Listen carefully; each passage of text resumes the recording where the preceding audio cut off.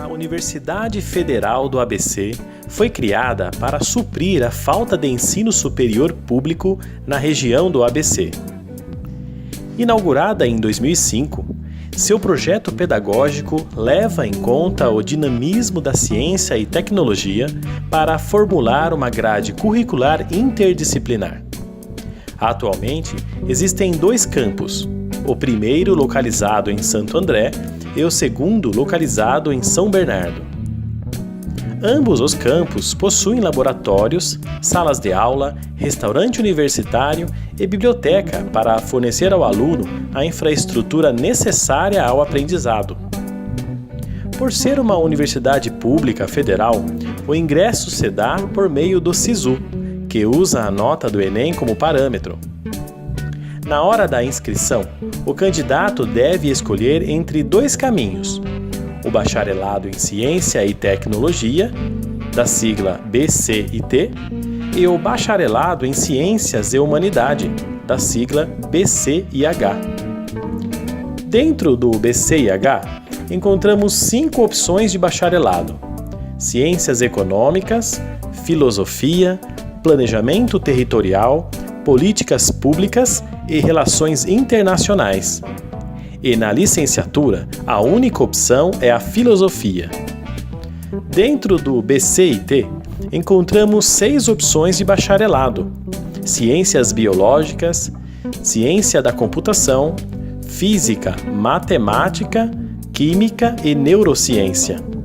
Na licenciatura, temos Ciências Biológicas, Física, Matemática e Química.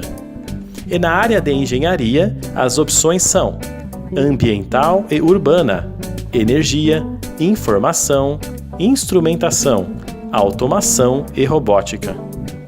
Materiais, Aeroespacial, Biomédica e Gestão. Vamos falar agora em maior profundidade sobre o curso Engenharia de Energia. O engenheiro de energia formado pela UFABC estará apto a conceber, analisar e pesquisar diferentes sistemas energéticos, baseados em fontes de energia renováveis e não renováveis, analisar sistemas de geração, transmissão e distribuição de energia e sua operação sistêmica, e identificar tecnologias que minimizem o consumo de energia nos diferentes processos industriais. O engenheiro de energia poderá trabalhar em instituições governamentais, empresas de geração, transporte e distribuição de diferentes energéticos, centros de pesquisa e em diferentes setores econômicos ligados à gestão de sistemas energéticos.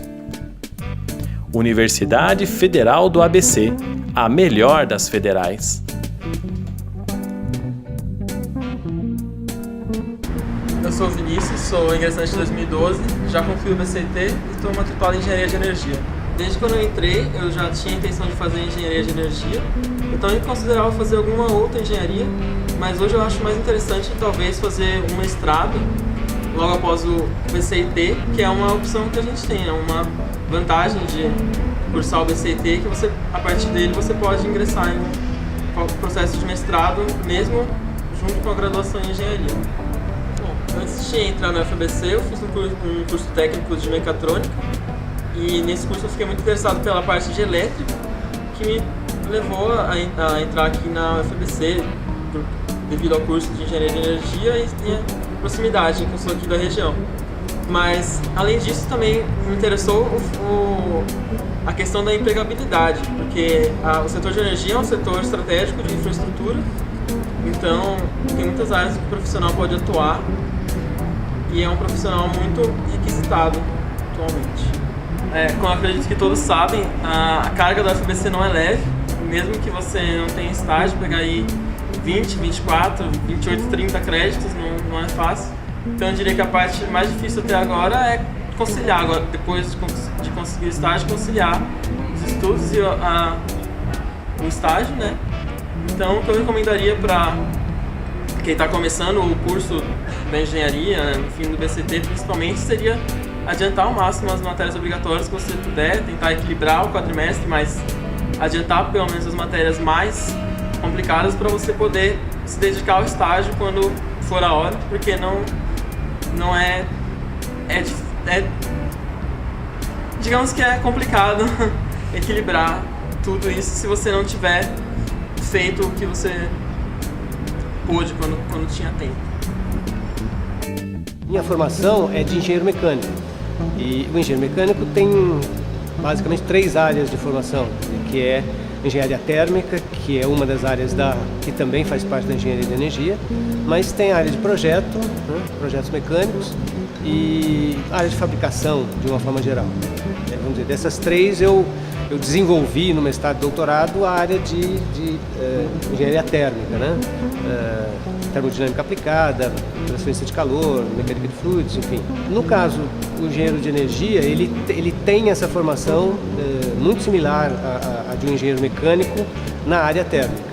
Só que eu, como engenheiro mecânico, eu não tenho uma formação na área de eletricidade, é mínima. No caso, é uma competência da engenharia elétrica que também foi agregada no engenheiro de energia.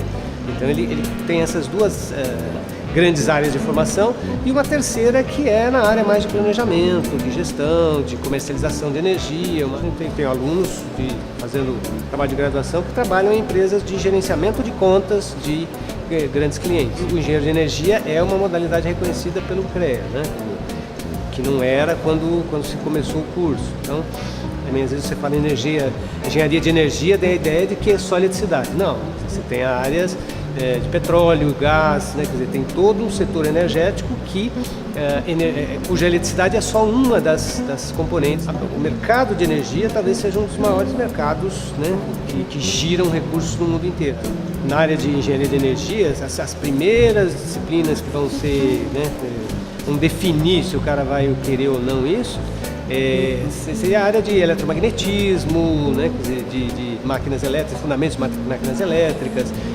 Por outro lado, na área de termodinâmica, na área de mecânica de fluidos e transferência de calor, né, quer dizer, que são a ciência básica que está por trás das tecnologias de transformação energética, né? Então, assim também para outras engenharias, né, ao fazer disciplinas que ele reconhece como importantes, né, fundadoras dessas engenharias, que ele avalie se ele gosta daquilo, se é aquilo que ele gosta de fazer, se ele tem facilidade, ele tem que se identificar com o tipo de problema, né, com o tipo de solução, de análise que ele vai ter que fazer para cada uma das engenharias, né?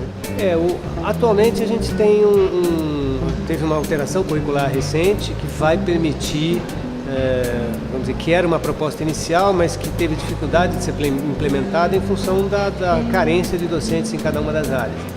Mas com essa nova reformulação, né, curricular, existe uma formação básica obrigatória em cada uma, basicamente, das fontes, então de solar, em eólica, petróleo e gás, enfim, todas, né, térmica de uma forma mais ampla, né? Todo o setor elétrico brasileiro foi muito, vamos dizer, vem de uma formação muito de engenheiros eletricistas, conhecimento aí tá muito ligado à engenharia elétrica. E a matriz energética do país se alterou nesses últimos anos. Você passou de mais de 95% de geração elétrica, hidrelétrica, para hoje 75%, tipicamente. Então, a geração térmica está aumentando. E a geração térmica tem peculiaridades que não é o engenheiro eletricista que conhece, não. Quer dizer, é um engenheiro mecânico, mas que não conhece de elétrica. E aí o engenheiro de energia, ele tem o conhecimento, né, do todo, né? Com o ingresso dessas fontes intermitentes também, a solar e eólica, que vão fazer parte da matriz. Então acho que esse profissional tem um conhecimento um pouco mais, que dá competências um pouco melhores em relação a essa possibilidade de uso mais racional dos recursos energéticos do país. E uma outra coisa que é importante dizer, que talvez seja uma área que permita que você seja, sei lá, crie seu próprio negócio, seja empreendedor e crie uma empresa, seja criando software, fazendo projetos, enfim, é uma área que permite que você possa empreender, você não dependa simplesmente do mercado.